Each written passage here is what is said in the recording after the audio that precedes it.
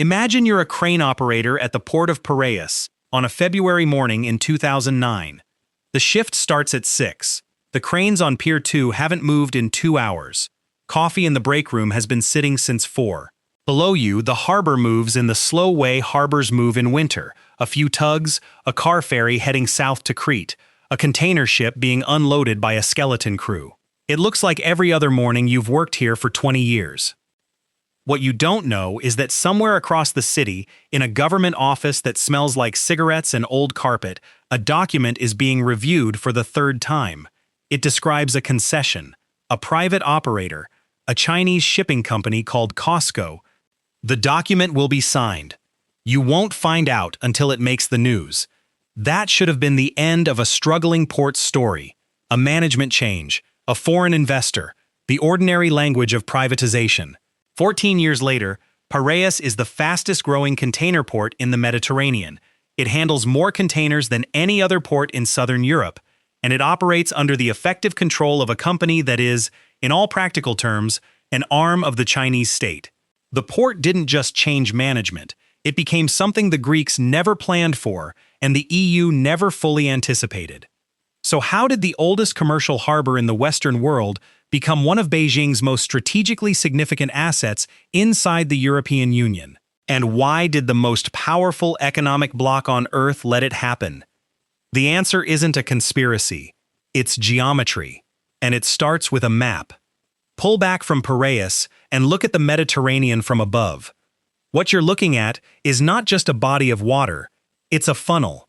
Every cargo ship coming from Asia, from Chinese factories, Korean shipyards, Vietnamese assembly lines, has to thread through one of 2 bottlenecks to reach European markets, either through the Suez Canal and north into the Mediterranean, or around the Cape of Good Hope and up through the Atlantic. The Suez route is shorter by 2 full weeks of ocean transit. 2 weeks multiplied across thousands of voyages per year is the difference between a supply chain that works and one that bleeds money. So nearly all of it goes through Suez. And once a vessel clears the canal and enters the Mediterranean, it needs somewhere to land. The natural candidates are the great northern ports, Rotterdam, Hamburg, Antwerp, Genoa. But they sit at the far end of the Mediterranean basin. A ship coming from Suez has to pass Athens before it reaches any of them. Piraeus is the first major deepwater port on the European side of the Suez approach. Not just the first geographically, the deepest in the region, positioned at the intersection of sea lanes connecting Asia, Africa, and Europe, sitting at the entrance of a rail corridor running north through the Balkans, through North Macedonia and Serbia, into the Central European heartland. The geography hasn't moved. The ships changed. By the early 2000s, container vessels had grown so large that the traditional northern European ports were running into their own physical limits. Dredging the approaches to Rotterdam costs hundreds of millions of euros and has to be repeated every few years. Southern Mediterranean ports, positioned in naturally deep water, suddenly held a structural advantage that centuries of commercial history had never fully exploited. The logic was simple. Unload the mega vessel in the south, break the cargo into smaller shipments, push it north by rail and feeder ships. China saw this logic before most European port authorities had finished discussing it. There's another dimension of the map that matters. The northern ports, Rotterdam, Hamburg, serve northern and western Europe naturally.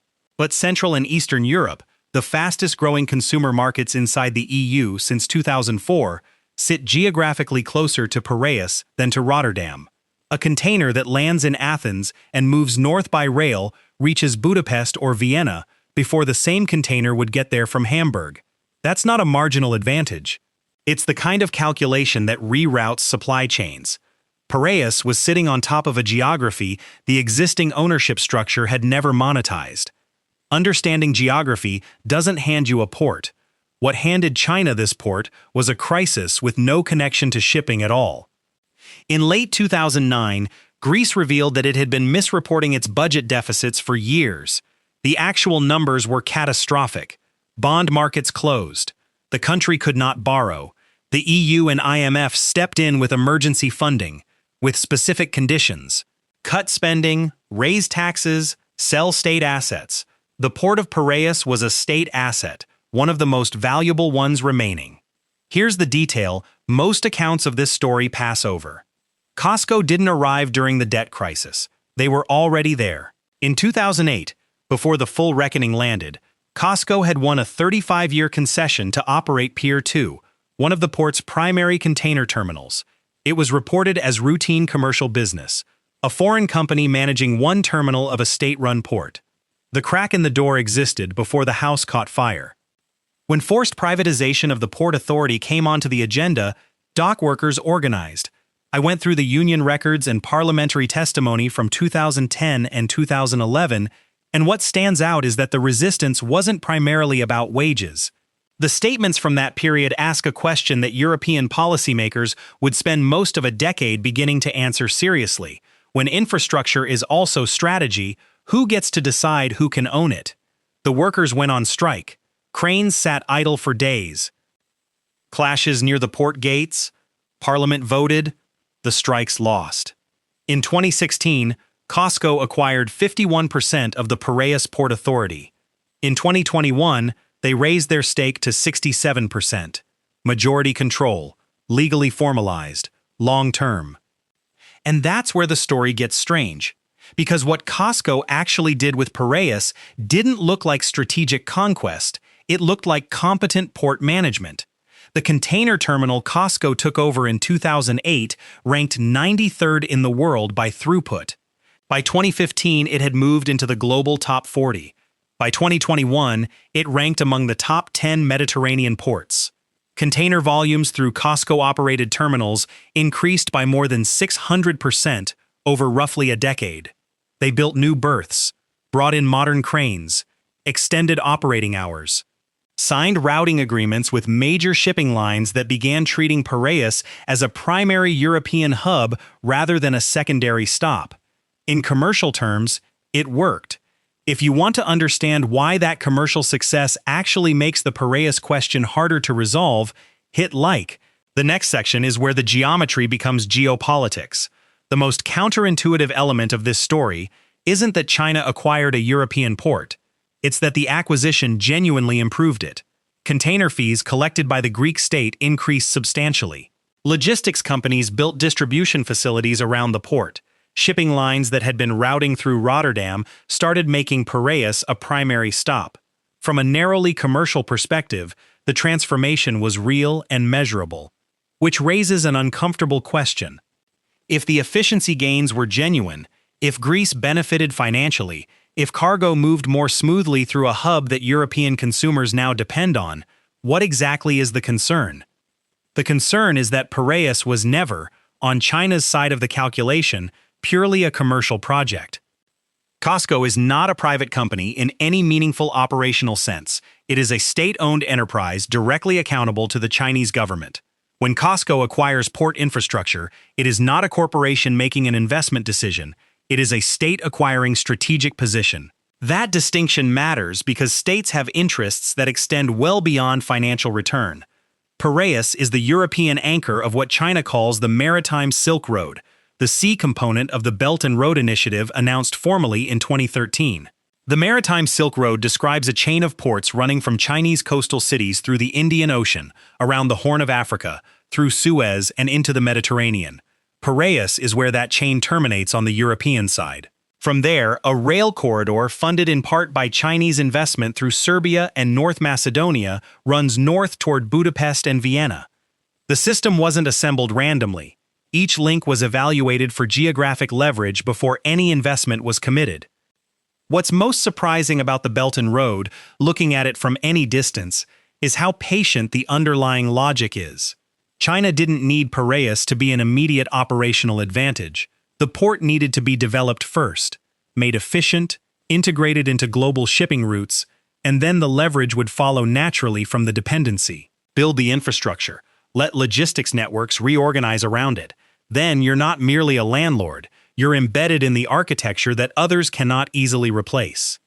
Here's the take that will probably get pushback. Europe's open investment framework didn't fail here.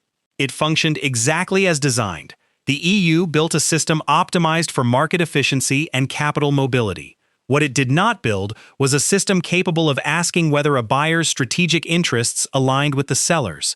That wasn't an oversight that slipped through. It was a deliberate philosophical commitment accumulated over decades. The conviction that open markets are categorically beneficial and that drawing distinctions between investor types introduces distortions the market can't properly price. Piraeus is where that philosophy met a counterparty operating on entirely different logic. Looking back at the sequence of decisions, the real question isn't whether the sale was a mistake, it's what kind of mistake it was. Not a failure of oversight, a failure of framing. Europe was asking commercial questions about a strategic transaction. The spreadsheets were accurate. The strategic analysis was absent. What do you think? Did Europe's delay reflect genuine miscalculation about Chinese intentions, or a deliberate choice to prioritize cheap goods over long-term control? The responses on this question tend to split harder than you'd expect. Worth knowing where you land. The audit of this transaction runs as follows. Greece needed cash. The EU and IMF told Greece to privatize. A Chinese state company had access to essentially unlimited state capital and a clear strategic motive. The Greek workers who organized against the deal were overruled by the arithmetic of debt servicing. The European institutions that might have raised concerns had no legal standing to block a sovereign transaction by a member state. The United States, watching Chinese port investments globally with growing alarm, had no seat at this table. Nobody decided to hand China a strategic asset inside the EU. The mechanism decided. And that's the principle this one port reveals. Open systems struggle to distinguish between commercial actors and strategic ones when the strategic actor is willing to behave commercially. There is no alarm that triggers when the investment is efficient, when the numbers work, when the host country benefits in real terms. The infrastructure gets built, the routes reorganize around it, the dependency is established before the implications are fully processed. The EU eventually moved. In 2020, the European Commission began pushing member states toward foreign investment screening mechanisms for critical infrastructure. Greece implemented one, 14 years after the initial Costco concession. Whether that architecture closes the next vulnerability before the pattern repeats, or arrives after the dependency is already locked in, is a genuinely open question. Comment yes or no. Will Europe regain meaningful strategic control of Piraeus-scale assets within this decade? Go back to the crane operator at Pier 2. He still works at the port. Most of the original dock workers do. The transition didn't produce the mass layoffs the unions warned against. Efficiency came from equipment and management systems, not from eliminating experienced workers. In that narrow sense, the catastrophe that was organized against didn't arrive in the form anyone expected. What arrived was subtler. The port he works at now moves more containers than at any point in its 3,000-year history. The cranes are newer. The operating software is Chinese-built. The throughput is real and measurable, and the company running the terminal where he operates answers, ultimately, to the government in Beijing. There's a detail in the original 2008 concession document that didn't get much attention at the time. The section outlining Costco's investment obligations was specific and timed in a way that routine port concessions rarely are. Specific throughput targets, specific infrastructure milestones, a project timeline that read less like a negotiated commercial contract and more like a plan that had already been written before the negotiations began. They knew exactly what they were walking into. If this is the kind of story that changes how you read a map, subscribe. Next, the second link in this same chain. A different port, a different country, a different owner, and the same underlying logic running underneath it. The ships from Shanghai still arrive, larger than in 2009. The route through Suez, through the Mediterranean, through Piraeus, and north by rail, it carries more cargo than at any point in the port's long history. The geometry that made this harbor valuable in antiquity is more operationally significant in the container era than it has ever been. The crane rises above Pier 2 at 6 in the morning. The ships keep coming. And in 2026, no one has yet worked out how to undo what was decided in that government office 17 years ago. Because the port is too central to disrupt, too integrated into supply chains that European consumers depend on, and too expensive to buy back at a price reflecting what it has become. That's not a tragedy. It's a geometry problem. And the geometry hasn't changed.